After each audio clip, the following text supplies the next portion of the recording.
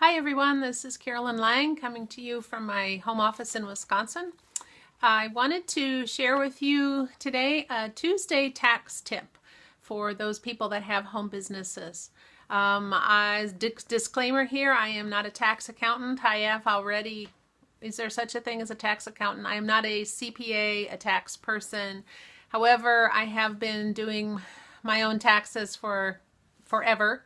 And I use TurboTax, and that has been a very easy way to do it. And even when I have filed in multiple states and with my business, etc., TurboTax has been a real helpful thing. Hello, Philip. Thanks for joining me. We're talking about tax tips for today. So the first thing I wanted to talk about was I basically have 5 different tax tips that you may or may not be aware of for using in your home business that you can keep track of now. So when April comes around, or actually next year comes around, you're able to use these for your deductions for your home business. I mean, that's one of the benefits of having a home business, is to be able to take deductions. And so these are some that you may have overlooked. So I have 5 of them that we are talking about today. Hi, Cheryl. Thanks for joining me. And the first one is mileage.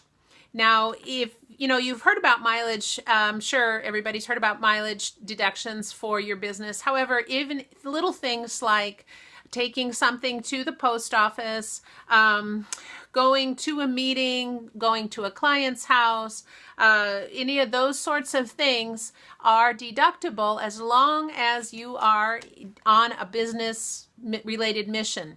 So you can use pen and paper and just keep track of your mileage to and from, or you can use a little app. There's many of them out there, I know, but I know the Mile IQ, capital MILEIQ.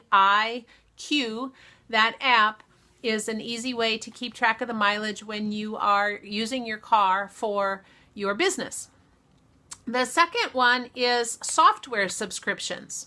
So if you have software subscriptions that you utilize in your business, they might be things like your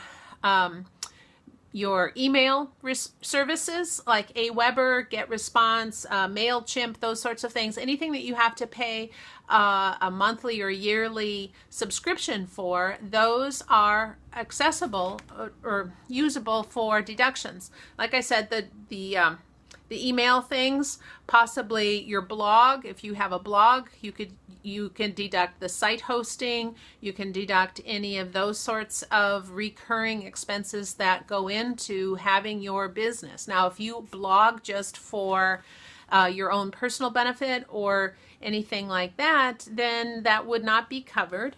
But if you utilize a blog for your business, then it definitely comes under that umbrella. The third one is for advertising. Now, I'm sure that there may have been in the past people that used advertising with, your business cards or telephone books, newspaper, those sorts of things. But the one thing that you may have forgotten about was Facebook advertising. So if you run Facebook ads or ads in some of the other platforms, those are all part of a business expense, and so those would be deductible as well. The fourth one would be your internet service. As long as you have your internet service and you are able to prove that you are using your internet service for your home business, then that is also something that can be deducted and used again on your taxes. The fifth one is education. If you've taken some courses on blogging, if you've taken courses in social media, if you've taken courses on running a blog or something of those nature, then those are all deductible as well. So just the trick is to have all of these things documented. And like I said, the first one with mileage, use the Mile IQ, use your pen and paper, write down every time, the day that you left or the day that you were traveling, the distance that you traveled and what it was for. If you have your software subscriptions, keep track of all of that. The same thing with your internet service provider. And Facebook ads, if you can keep a receipt on a monthly basis, weekly basis, whatever happens to work for you, then keep track of those as well. And the fifth one was the educational courses in running your business. So that would also include, like I said, the different, like I'm taking a course with Eric Worre, social media classes, your convention perhaps, if you have a convention with your particular company. But anything like that would be considered deductible as a business expense. And like I said, I am not a tax professional, but I have been using this for a long time and done some research. Hi, Amy. Thanks for joining me. Amy Jo, thanks for joining me.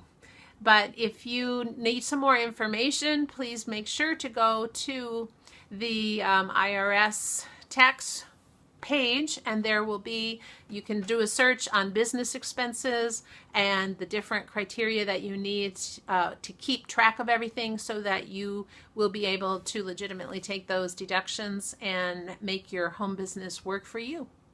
I hope that's helped. If you see this as a replay, if you could just drop a replay, the word replay in the comments, so I know, trying to track how many people actually watch my lives and where they watch them from. So I'd appreciate that. And again, share this with anybody and join me on my Facebook page for more information. Thanks very much. Take care.